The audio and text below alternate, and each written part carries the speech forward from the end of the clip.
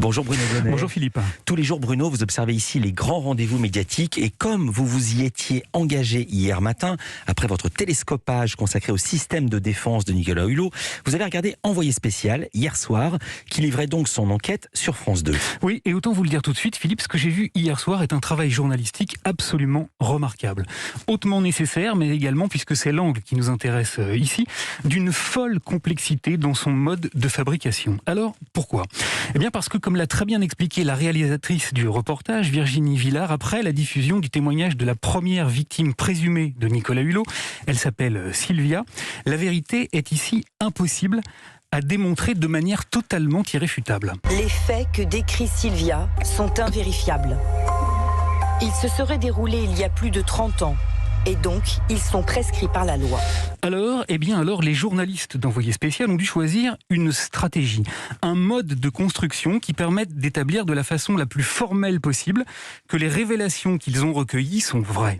Et pour cela, ils ont donc opté pour l'accumulation, pour la profusion de témoignages concordants, le postulat étant que plus il y a de femmes qui témoignent, plus elles sont nombreuses à affirmer la même chose, plus on élimine le risque d'avoir affaire à une affabulatrice. C'est un procédé difficile qui a demandé 4 longues années d'enquête et qui s'est avéré hier soir extrêmement convaincant. 5 femmes ont toutes décrit des faits glaçants. Ils s'arrêtent donc après sur un parking à ciel ouvert. En fait, on n'est pas dans un souterrain, on est dans un parking aérien. Et là, voilà, il sort son sexe. Sylvia a raconté ce qui lui serait arrivé lorsqu'elle n'était âgée que de 16 ans. Il me force à lui faire une fellation. Et elle a expliqué qu'elle aurait catégoriquement exprimé son opposition. C'est-à-dire qu'en fait, je lui dis non. Comme Cécile, 23 ans, au moment des faits. Je crois que le non était très clair. Je crois que le non une fois, le non 2 fois, plus... Je crois que j'ai clairement exprimé que je ne souhaitais pas avoir une relation sexuelle avec ce monsieur.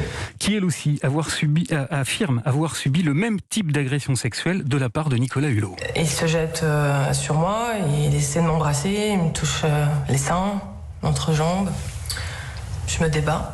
Cécile, tout comme encore cette autre femme qui hier soir témoignait de manière anonyme. C'est la fin de la réunion, je me lève pour le saluer. Et lui, se penchant par-dessus le bureau, il m'embrasse alors à pleine bouche.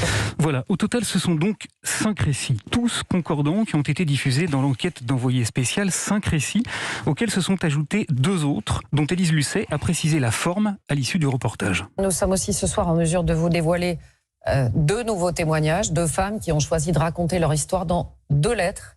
Là encore, il s'agit d'agressions sexuelles. Ces lettres sont disponibles depuis quelques minutes sur notre site internet franceinfo.fr. Alors cette méthode-là, Philippe, cette multiplication des témoignages, eh bien, elle s'oppose en fait à celle qu'avait utilisée en février 2018 le magazine Hebdo. Car il y a bientôt 4 ans, des journalistes avaient déjà enquêté sur Nicolas Hulot, mais ils n'avaient publié qu'une seule confession, celle de Pascal Mitterrand. Or, à cette époque, et Envoyé spécial l'a parfaitement rappelé hier par la voix de Bérengère Bonte, leur travail avait été totalement disqualifié par l'ensemble du gouvernement qui avait choisi de faire front pour soutenir celui qui était alors un puissant ministre de l'Environnement. Le soutien dont il bénéficie au moment où la plainte sort dans la presse, moi j'y vois le réflexe de responsables politiques qui, en vrai, qui n'en savent rien, ils ne savent pas ce qui s'est passé, mais qui protègent leur monde. Et parmi les voix les plus en verve pour soutenir Nicolas Hulot, il y a 4 ans, il y avait eu celle de Marlène Schiappa qui n'avait pas hésité à employer des mots particulièrement durs contre ce journal. La justice se rend dans les tribunaux et pas dans les torchons populistes. Eh oui, celle qui était alors secrétaire d'État chargée de l'égalité entre les hommes et les femmes avait qualifié l'hebdomadaire de torchon populiste. Alors la méthode employée par Envoyé spécial, je vous l'ai dit Philippe, est tout à fait remarquable et particulièrement vertueuse. Néanmoins, elle soulève une grande question qui, à mon sens, dépasse très largement le simple cadre médiatique. Et cette question, c'est celle-ci. Combien faut-il recueillir de témoignages pour être cru ?